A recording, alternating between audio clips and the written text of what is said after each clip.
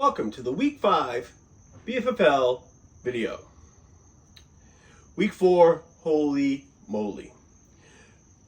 Primetime players dropped a 200-plus burger last week.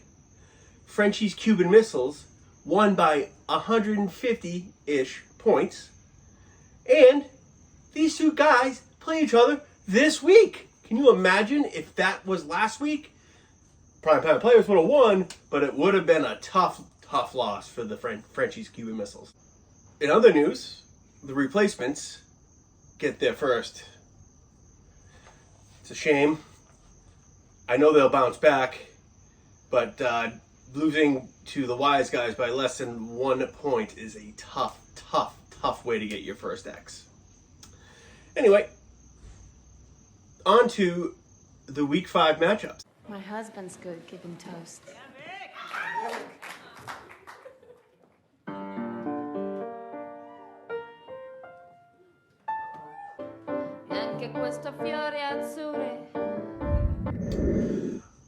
Our first matchup is the Primetime Players versus Frenchie's Cuban Missiles. As we stated in the open, these two teams are hotter than a Croatian butt. Anyway, it's a showdown to the BFFL's finest, the two best organizations in BFFL history. They've been in the league all but 1 year combined. This is crazy. We have the number 1 running back in fantasy going against the number 2 quarterback in fantasy. Primetime looking to avenge his I think it was a half-point loss to Frenchies in the second round of the playoffs last year. It's everything you could ask for as a commish. These two teams are always ready, willing, and able, always participating in drafts, always doing everything it takes to be a great member of the league, and not to mention, they're just fucking good. It's great. It's a great matchup. I love these two teams almost as much as I love my own. In the end, I think the wide receivers on Primetime show out a little bit more, and I think he gets a little bit of revenge for last year's loss.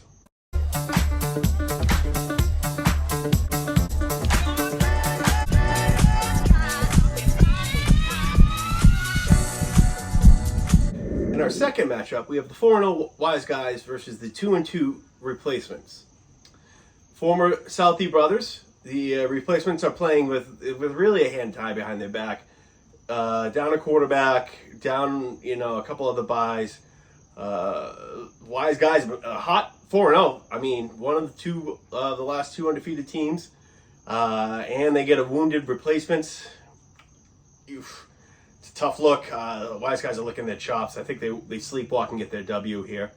But I'm not counting out the replacements down the road. Basically, Louis Rainieri's mortgage bonds were amazingly profitable for the big banks. They made billions and billions on their 2% fee they got for selling each of these bonds. But then they started running out of mortgages to put in them.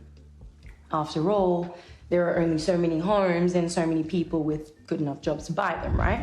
Speaking of 4-0, Vipers are playing the Ass Pounders, who are 0-4.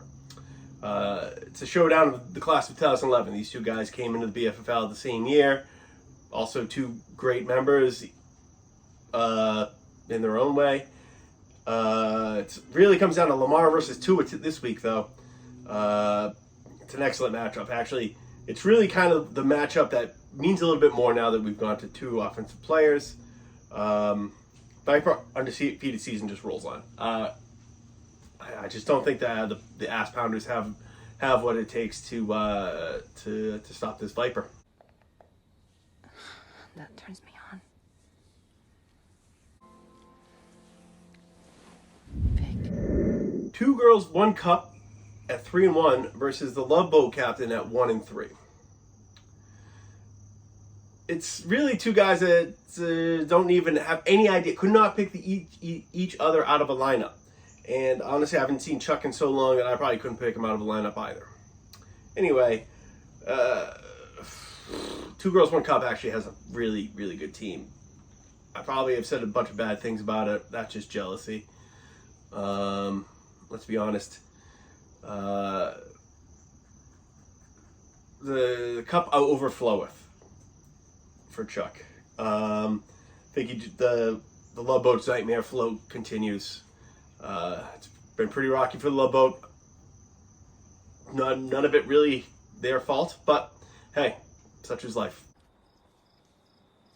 I'm all wet. Can I come in? The Wiz at 1-3 versus the Commissionton at 2-2. Putrid. Both these teams. An embarrassment to the extension. This game used to have a little juice. There'd be a little side trash talk. Maybe some people would say things they don't really mean just because they're upset. Yuck. These two teams stink. Anyway, I think the Wiz caught a good roll of dice with the buys. He's probably going to win. It'll probably be like a 95-90 win. Nobody cares. Win doesn't mean anything. The top of the league doesn't care about this matchup. It really sucks. I mean, nobody thinks they are. Everyone thinks they're fake, but they are real. And a hype, feel them. Finally, if you thought the previous matchup was putrid, we got Bobby Beats at 1-3 versus Go Town at 0-4. This is putrid, wrapped in a skunk, wrapped in a dead fucking possum with baby shit all over it. That's how bad this one is. Anyway, it's Pat versus Zach 2. We got that. Maybe Zach Wilson balls out. I don't fucking know. I think Goat gets off the schneid. Goat gets his first win, but who gives a fuck? Anyway, good luck to everybody. It sucks being back in the States. I'm gonna hopefully throw some eye candy in here for you. I don't know. Who cares? On to an awful Thursday night game.